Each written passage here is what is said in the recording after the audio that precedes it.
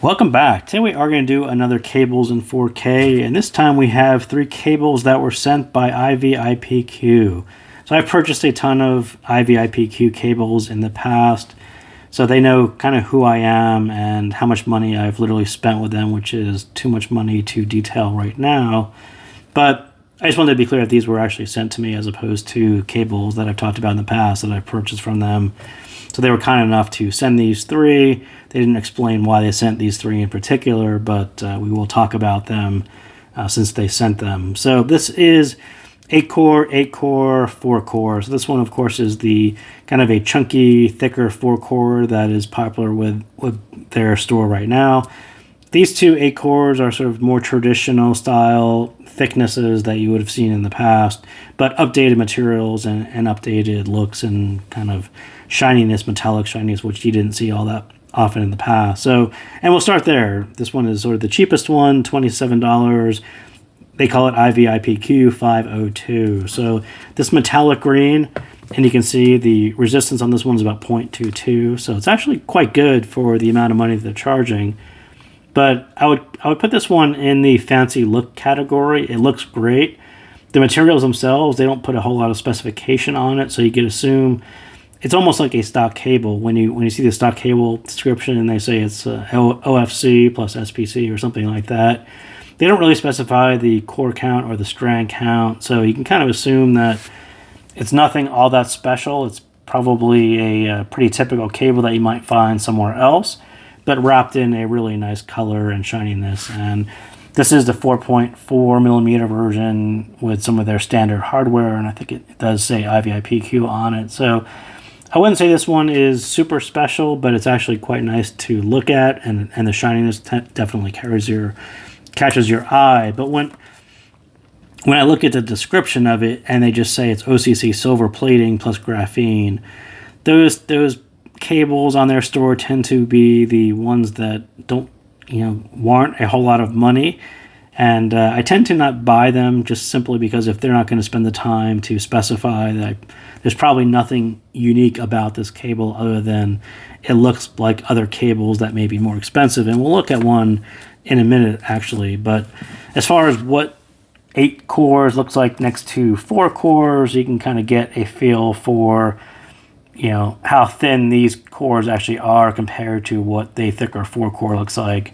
This is a chunky cable, and there's kind of no doubt some people always prefer the thinner 8-core.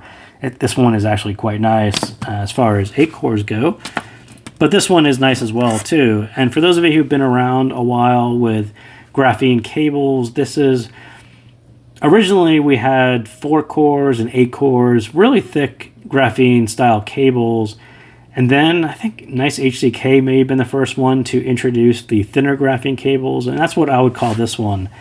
So this 8-core is more of a traditional style 8-core braid and thickness, but it does use graphene material in the blend. So again, kind of similar hardware. The thickness is 8-core, something that you've probably been used to, but the materials and why this one is a little bit more expensive, you can kind of see its resistance is actually quite low. 0.17 is really quite low, and about what you would expect on a high quality graphene cable that you had purchased in the past, $47. But when you look at the specification and the number of cores, they talk about it. So it's single crystal copper, 34 pieces, and then you get the graphene pieces, which are going to be 34 as well. So probably a half and half of 2 different materials twisted together.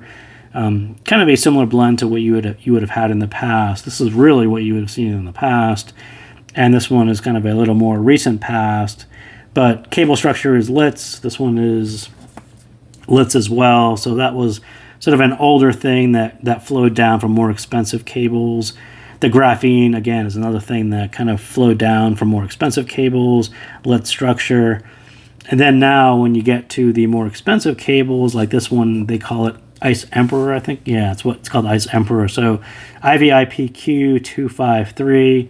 There's also a 252. And as I said, I've spent too much money with ivipQ. So I've been using this cable for quite a while now. I bought this one in the past. When they introduced these 2 cables, 252 and 253, which is actually the blue version and the green version, they were on promotion, and I actually purchased them at full price back then. And I said, hey, can you make me a blue and a green? So that's what you're seeing here is just 252 and 253 mixed together into a single cable.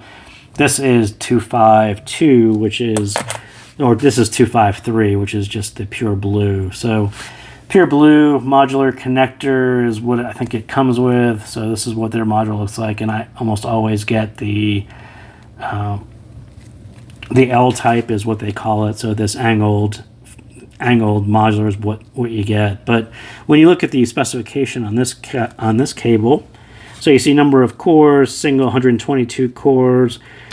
You get 5N pure silver, which is 92 strands, and then silver palladium, which is about 30 strands. So 92 plus 30 twisted together is about 122, and that is per core. So again, this whole core versus strands is going to be confusing terminology, but they would call this a 4-core cable. But then when you look at the specifications, they talk about cores as strands. So that is what they are talking about there and how they come up with their numbers. But again, kind of a traditional, a more recent, and then you get, this was a really high-end thing that used to be, in the past, it was very difficult to get multiple materials stranded together in the way this is. So we had, SPC, we had silver-plated copper, OFC, OCC, HPOCC. There were variations of copper that were available in the sub $100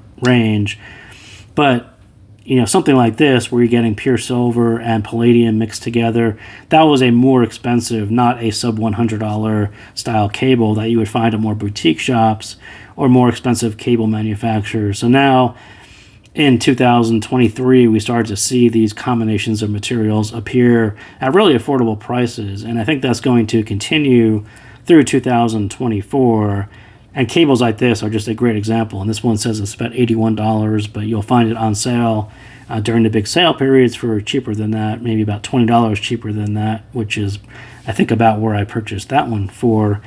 But what to kind of take away from all this is this kind of a traditional moving towards something that we would only find in really more expensive, quite expensive cables, this blending of more exotic materials into cables that actually are quite affordable for what they are. So that's kind of what 253 is.